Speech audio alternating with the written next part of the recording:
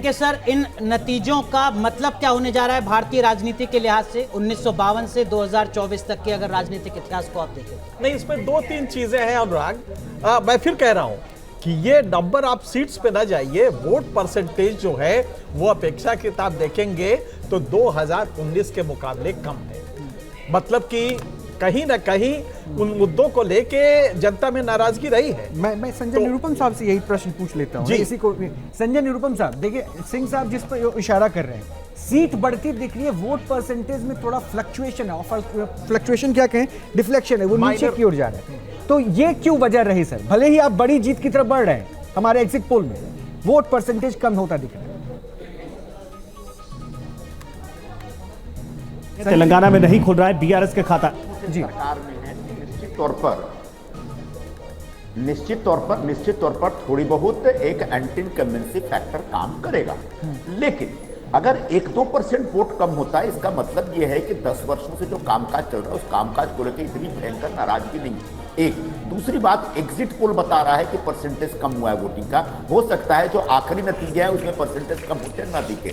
तीसरी बात, जो महत्वपूर्ण बात यह है कि भले ही थोड़ा बहुत 1-2% कम हो जाए, लेकिन इनके 2 चुनावों में जीत का मार्जिन इतना बड़ा था कि 1-2% वोटिंग अगर कम भी हो गया तो भी जीतने की गुंजाइश बहुत बड़ी बनती है। इसलिए भारतीय जनता पार्टी, उसके सहयोगी दल और एनडीए, ये इन लोगों की जो सीटों की संख्या होगी वो बड़ी विराट होगी। और बावजूद इसके कि 10 वर्षों से सत्ता में है, बावजूद इसके कि कांग्रेस और उसके सहयोगी दल लगातार प्रधानमंत्री नरेंद्र मोदी और भारतीय जनता पार्टी और एनडीए के खिलाफ भयंकर दुष्प्रचार करते रहते हैं, फिर भी उनको कोई कामयाबी नहीं मिलती। इसका मतलब आपके पूरे कैंपेन में कहीं ना कहीं कुछ खोट है। आपके पूरे कैंपेन में यह लग रहा है कि आपका डिस्कनेक्ट है लोगों के साथ। लोगों के मन में क्या है, लोगों को क्या चाहिए, ये आपको एहसास नहीं है, जिसकी वजह से आप लोगों को टच नहीं कर पा रहे, लोगों की भावनाओं को आप स्पर्श नहीं कर पा रहे, जिसकी वजह से आपको वोट नहीं मिल रहा है, उनका आशीर्वाद प्राप्त नहीं हो रहा है। तो निश्चित तौर पर यह इंडिया गठबंधन की भारी हार होगी और एनडीए गठबंधन की एक भारी जीत होगी यकीनन। लेकिन इन सब के बीच देखिए, टैली इस वक्त आपके सामने है। एनडीए को 378 अधिकतम सीटें मिलती हुई नजर आ रही हैं, इंडिया गठबंधन को अधिकतम 169 सीटें मिलती हुई नजर आ रही हैं और अन्य के खाते में अधिकतम 23 सीटें जा रही हैं। यानी जो बहुमत का आंकड़ा है उससे काफी ज्यादा ऊपर एनडीए यहां पर नजर आ रहा है।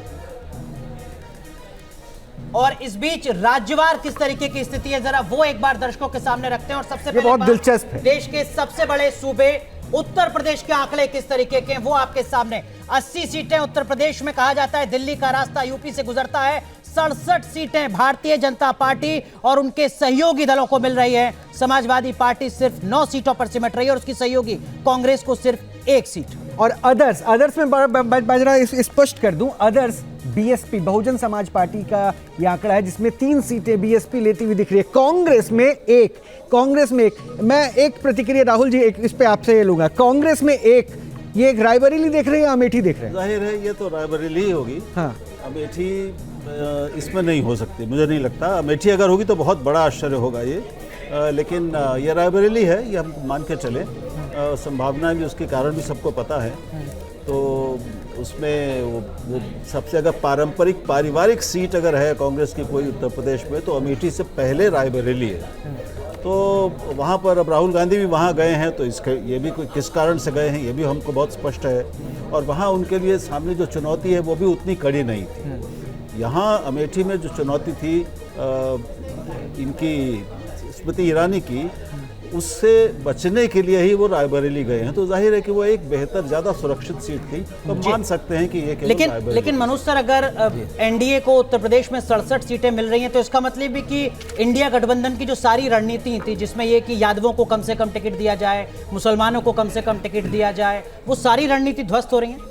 देखिए, यूपी में 2 बड़े फैक्टर हैं। मोदी तो फैक्टर है ही है, लेकिन वहाँ एक और एडिशनल फैक्टर है, वहाँ के जो चीफ मिनिस्टर हैं उनका, योगी का काम वहाँ काफ़ी अच्छा है। लॉ एंड ऑर्डर जो पहले एक बहुत बड़ी समस्या होती थी, आज यूपी में वो समस्या नहीं है। सोशल सिक्योरिटी की जितनी भी स्कीम्स हैं, सोशल वेलफेयर की जितनी भी स्कीम्स हैं, उनका यूपी में इम्प्लीमेंटेशन बहुत अच्छा है। अगर हम वहाँ इंफ्रास्ट्रक्चर की बात करें तो यूपी में जहाँ पहले टूटी फूटी सड़कें होती थी, इंफ्रास्ट्रक्चर वहाँ उसकी पोजीशन काफ़ी इम्प्रूव हुई। इलेक्ट्रिसिटी की बात करें तो पहले के मुकाबले इलेक्ट्रिसिटी काफ़ी ज़्यादा इम्प्रूव हुई और एक बहुत बड़ी फॉलोइंग है। और अगर राम मंदिर की बात करें तो राम मंदिर का भले ही बाकी जो स्टेट्स हैं वहाँ इतना ज़्यादा इम्पैक्ट ना हो, लेकिन यूपी के कुछ पॉकेट्स में उसका इम्पैक्ट काफ़ी ज़्यादा है। तो यूपी में दो फैक्टर हैं, मोदी फैक्टर और उसके साथ साथ योगी। तो मुझे लगता है कि ये दो फैक्टर जब सामने आए तो बाकी सारी इक्वेशन उसके साथ अपने आप ही खत्म हो गई, ध्वस्त हो गई बाकी सारी चीज़ें।